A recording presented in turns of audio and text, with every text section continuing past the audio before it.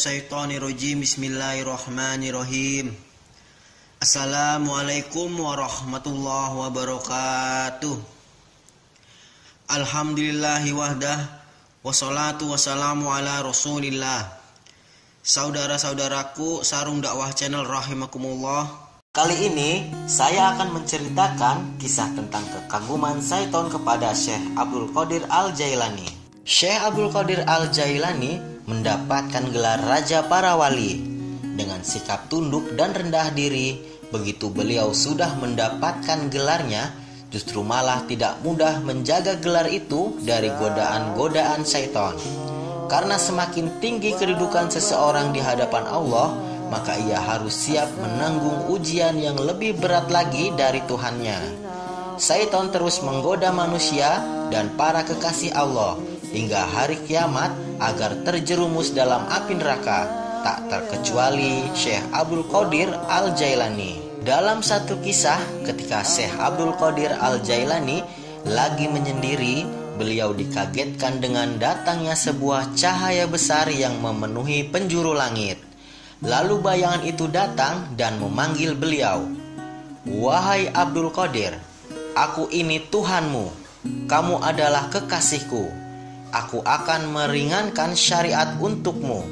Apa yang aku haramkan sebelumnya, sekarang aku halalkan untukmu," kata bayangan itu. "Wahai yang terlaknat, pergi kamu sekarang dari hadapanku.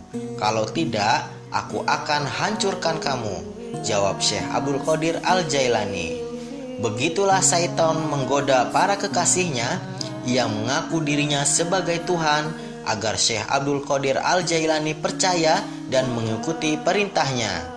Namun Allah tidak akan membiarkan kekasihnya terjerumus ke dalam jalan yang salah.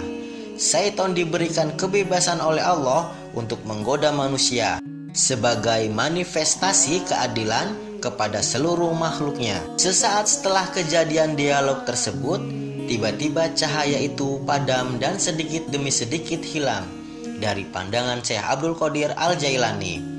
Beliau terus menyendiri menikmati keindahan alam sebagai bukti kebesaran Allah Subhanahu wa taala. Tak lama kemudian, bayangan yang tadi menghilang kembali memanggil Syekh Abdul Qadir Al-Jailani dalam wujud kabut dan berkata, "Kamu selamat dari godaanku, wahai Abdul Qadir, karena dua alasan. Pertama, karena keilmuanmu yang telah melekat ke dalam jiwamu. Engkau mampu membedakan mana yang hak dan mana yang batil. Kedua, karena kondisi spiritualmu dan ibadahmu. Allah membukakan hatimu dan membimbingmu menuju jalan yang benar," tegas kabut tersebut. "Apa yang aku miliki saat ini, semuanya hanya milik Sang Pencipta. Aku selamat darimu berkat Tuhanku," jelas Syekh Abdul Qadir Al-Jailani. "Perlu kamu ketahui Abdul Qadir, aku telah menyesatkan sebanyak 70 orang ahli ibadah dengan cara seperti ini, dan hanya kamu yang selamat."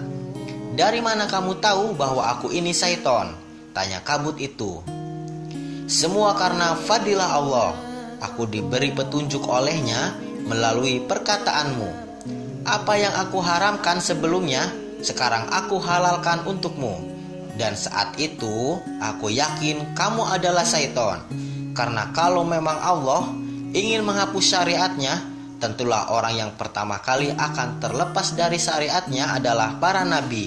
Dan itu sangat mustahil," jawab Syekh Abdul Qadir Al-Jailani. Melihat percakapannya dengan Syekh Abdul Qadir Al-Jailani dengan syaitan, sudah jelas bahwa keimanan dan ketakwaannya kepada Tuhannya begitu mendalam.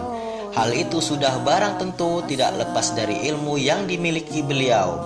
Begitu pentingnya ilmu, tak heran jika Rasulullah SAW selalu memohon ilmu tambahan kepadanya.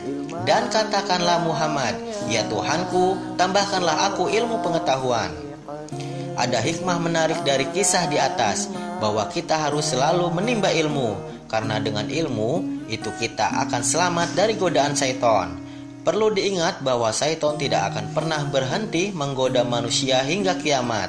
Sebagai manusia yang tidak lepas dari salah dan keliru, sudah sepatutnya terus belajar menempai diri dengan ilmu Allah. Sudah banyak di dalam hadis maupun Al-Quran penjelasan akan pentingnya mencari ilmu. Salah satu perbedaan antara manusia dengan yang lain adalah aspek akal. Dengan kelebihan itu, manusia dapat menerima ilmu. Sebagaimana Allah mengajarkan Nabi Adam alaihissalam akan nama-nama benda yang ada di muka bumi ini. Dalam surat Al-Baqarah ayat 31, Allah berfirman, "Dan Dia ajarkan kepada Adam nama-nama benda semuanya, kemudian Dia perlihatkan kepada para malaikat. Saya berfirman, sebutkan kepadaku nama semua benda ini jika kamu yang benar."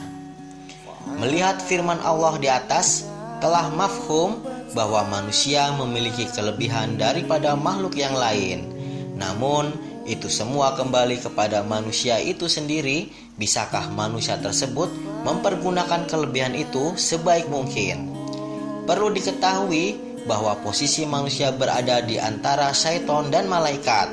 Jika manusia tidak mampu menguasai hawa nafsunya, maka ia lebih buruk daripada syaitan. Sebaliknya, jika manusia mampu menguasai hawa nafsunya dan mengikuti perintahnya, maka derajatnya lebih tinggi dari malaikat. Wallahu a'lam bishawab. Semoga video ini bermanfaat dan menambah keimanan kita. Yang benar datangnya dari Allah dan yang salah dari saya sendiri. Subhanakallahumma wa bihamdika asyhadu alla ilaha illa anta astaghfiruka wa atubu ilaik. Wassalamualaikum warahmatullahi wabarakatuh. Maulaya sholli wa sallim